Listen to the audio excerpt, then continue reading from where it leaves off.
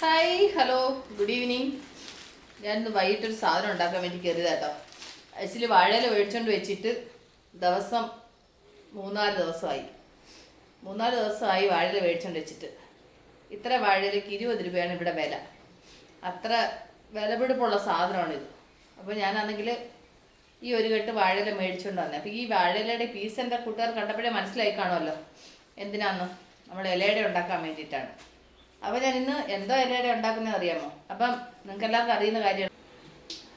നമ്മൾ കുറച്ച് ചക്കപ്പഴം ഇതുപോലെ അരിഞ്ഞ് ഫ്രിഡ്ജിൽ വെച്ചിട്ടുണ്ടായിരുന്നു, കണ്ടില്ലേ? അത് നല്ല ഫ്രഷായിട്ട് അങ്ങനെ ഇരിപ്പുണ്ട്.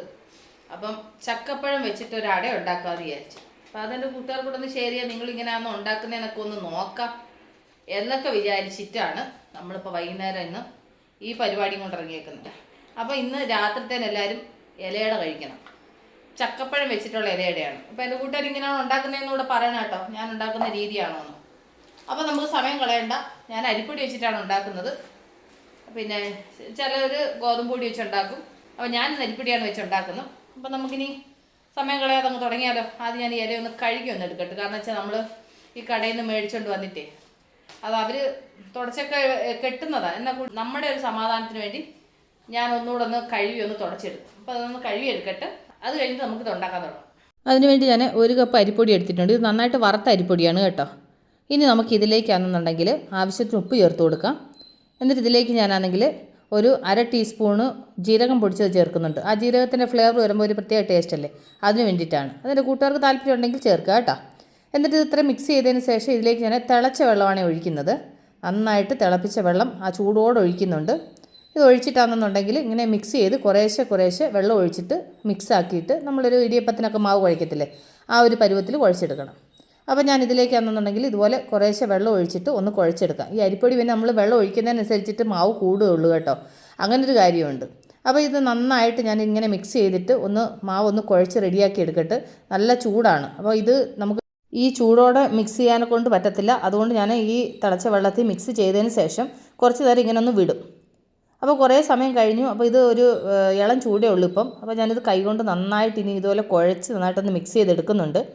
അപ്പോൾ ഇത് നന്നായിട്ട് വൃത്തിയായിട്ടൊന്ന് കുഴച്ചെടുക്കട്ടെ. കാരണം ചൂടുണ്ട് കേട്ടോ, ഫുള്ളായിട്ട് തണുത്തിട്ടില്ല. അപ്പോൾ ഞാൻ അതെന്നുണ്ടെങ്കിൽ ഒരു ഇളം ചൂടിലാണ് ഇത് കുഴച്ചെടുക്കുന്നത്. എന്നിട്ട് അപ്പോൾ നന്നായിട്ട് കുഴച്ചെടുത്തു. എന്നിട്ട് ഇതിലേക്ക് ഞാൻ കുറച്ച് നെയ്യും കൂടെ ചേർത്ത് കൊടുക്കുന്നുണ്ട്. അപ്പോൾ ആ ഇലയപ്പത്തിന് ആ നെയ്യുടെയും കൂടെ ആ ഒരു ഫ്ലേവർ ആകുമ്പോൾ ഉണ്ടല്ലോ ഒരു പ്രത്യേക ടേസ്റ്റാണ്. ഞാൻ എപ്പോഴും ഇലയപ്പം ഉണ്ടാക്കുമ്പോൾ അതിൽ കുറച്ച് നെയ്യ് ചേർക്കാറുണ്ട്. വേണമെങ്കിൽ ഇച്ചിരി കൂടെ ലൂസായിട്ട് വേണമെങ്കിൽ കുഴയ്ക്കാം കേട്ടോ. അത് കഴിഞ്ഞ് ഞാൻ ഫില്ലിങ്ങിന് വേണ്ടിയിട്ട് ഒരു പാത്രത്തിലേക്ക് കുറച്ച് ശർക്കര, എനിക്ക് പൊടി ശർക്കര ഇവിടെ കിട്ടുന്നതുകൊണ്ട് അതൊരു ഭയങ്കര ഒരു അനുകൂലമാട്ടോ. അല്ലെന്നുണ്ടെങ്കിൽ പിന്നെ കല്ല ശർക്കര ആണെങ്കിൽ നമ്മളത് അരിഞ്ഞൊക്കെ എടുക്കണം.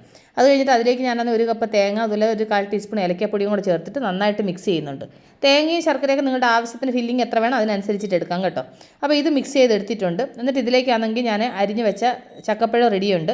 എന്നിട്ട് ഞാൻ വാഴയില നന്നായിട്ട് കഴുകി ക്ലീൻ ചെയ്തൊക്കെ എടുത്തിട്ടുണ്ട്. എന്നിട്ട് അതിന് പരത്താൻ വേണ്ടി ഞാനൊരു ചപ്പാത്തി മാവിൻ്റെ പരുവത്തിനാണ് ഞാൻ എടുക്കുന്നത് കേട്ടോ. വേണമെങ്കിൽ എൻ്റെ കൂട്ടുകാർക്ക് ഇച്ചിരിയും കൂടെ ലൂസായിട്ട് പരത്താം. അപ്പോൾ ഇതിനകത്ത് വെള്ളം തൊട്ടിട്ട് ഇത് ചെയ്യേണ്ട ആവശ്യം വരത്തില്ല. അപ്പോൾ ഞാനന്ന് ഇപ്പോൾ കയ്യിൽ കുറച്ച് വെള്ളം നനച്ചിട്ട് ഇതുപോലെ ഇങ്ങനെ പരത്തി എടുക്കുന്നുണ്ട്. നമ്മൾ ഇലയപ്പം എപ്പോഴും എത്ര നൈസായിട്ട് പരത്താമോ അത്രയും ടേസ്റ്റ് ഉണ്ടാകും കേട്ടോ. കട്ടിക്ക് പരത്തി കഴിഞ്ഞാൽ ആ ഒരു ടേസ്റ്റ് വരത്തില്ല. അപ്പോൾ നമുക്കൊരു എടുക്കുന്ന മാവ് ആ എടുത്ത ഇലയ്ക്കകത്ത് ഫുള്ള് സ്പ്രെഡ് ചെയ്തിട്ട് നന്നായിട്ട് പരത്തണം. എന്നിട്ട് അതിൽ ഫില്ലിങ്ങും വെച്ചു, അതുപോലെ തന്നെ ആ ചക്കപ്പഴം അതുപോലെ അങ്ങനെ വെച്ച് കൊടുത്തു. എന്നിട്ട് ഇതുപോലെ ഫോൾഡ് ചെയ്തു. അപ്പോൾ ഇത് റെഡിയുണ്ട്. അപ്പം ബാക്കിയുള്ളത് ഞാൻ ഇതുപോലെ ഒന്ന് റെഡിയാക്കി എടുക്കട്ടെ. ഉണ്ടല്ലോ. അപ്പോൾ ഞാൻ എടുത്തതെല്ലാം ഇതുപോലെ വാഴയിലയിൽ ഇതുപോലെ ഫില്ലാക്കി എടുത്തു. അപ്പോൾ 2 തട്ടിലായിട്ട് ഇങ്ങനെ ആക്കി എടുത്തിട്ടുണ്ട്. ഇനി നമുക്കിത് ആവിയിലൊന്ന് വേവിക്കണം. അതിന് ഞാൻ ഇഡ്ഡലി പാത്രത്തിൽ ആൾറെഡി വെള്ളം തിളപ്പിക്കാൻ വെച്ചിട്ടുണ്ട്. അപ്പോൾ നമ്മൾ റെഡിയാക്കിയത് ഇഡ്ഡലി പാത്രത്തിലോട്ട് ഇറക്കി വെച്ചിട്ട് നമുക്കിത് അടച്ച് വെച്ച് ഒരു 1/2 മണിക്കൂർ ഒരു മീഡിയം ഫ്ലെയിമിൽ നമുക്കിതൊന്ന് ആവിയിൽ വേവിച്ചെടുക്കാം. ഇതൊന്ന് വേവട്ടെ, അത് കഴിഞ്ഞിട്ട് നമുക്ക് കാണാം. അപ്പോൾ ഇപ്പോൾ ഒരു 1/2 മണിക്കൂറോളം കഴിഞ്ഞിട്ടുണ്ട്. അപ്പോൾ നമ്മുടെ ഇലയപ്പം റെഡിയായോ എന്ന് നോക്കാം.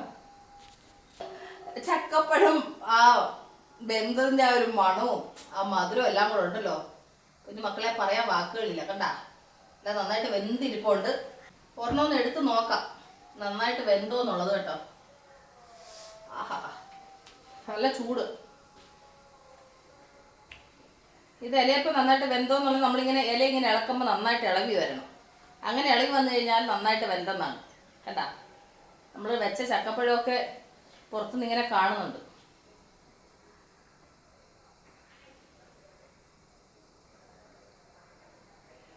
ഭയങ്കര ചൂടാട്ടോ.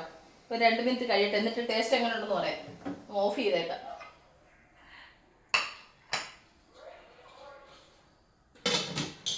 അതവിടെ ഇരിക്കട്ടെ.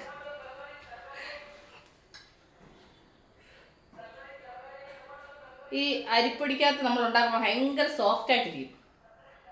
അരിപ്പൊടി നമ്മളിങ്ങനെ വറുത്തിട്ട് ഇങ്ങനെ തിളച്ച വെള്ളത്തിലൊക്കെ കുഴച്ചിട്ട് നമ്മൾ ഇതുപോലെ നൈസായിട്ടൊക്കെ പരത്തിയിട്ട് ഇങ്ങനെ ഉണ്ടാക്കുമ്പോൾ ഉണ്ടല്ലോ ഭയങ്കര സോഫ്റ്റ് ആയിട്ടിരിക്കും. നമ്മളിങ്ങനെ വായിലിട്ട് അലിഞ്ഞു പോകും. അതേ രീതിയിൽ ഈ ഇലയപ്പം ഉണ്ടാക്കാൻ പറ്റും.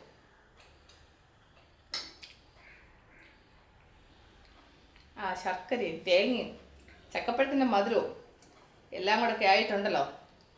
നമുക്ക് മക്കളെ സൂപ്പറല്ലേ? ആ ചക്കപ്പഴം നന്നായിട്ട് വെന്ത് കേട്ടോ. അപ്പം എൻ്റെ കൂട്ടുകാർക്ക് എൻ്റെ ഈ ചക്കപ്പഴം കൊണ്ടുണ്ടാക്കിയ ഇലയുടെ ഇഷ്ടപ്പെട്ടോ? എൻ്റെ കൂട്ടുകാർ ഇങ്ങനെയാണോ ഉണ്ടാക്കുന്നത് എന്നൊക്കെ ഒന്ന് കമൻറ്റ് ചെയ്യണം. അപ്പം ഞാൻ ഈ വീഡിയോയുടെ ഇൻഡിപെൻഡൻ്റ് ഒന്ന് തണുക്കട്ടെ, ഞാനൊന്ന് കഴിക്കട്ടെ. അപ്പോൾ ഉള്ളവരെ തന്നെ അടുത്ത വീഡിയോ വീണ്ടും കാണാൻ. Bye, see U.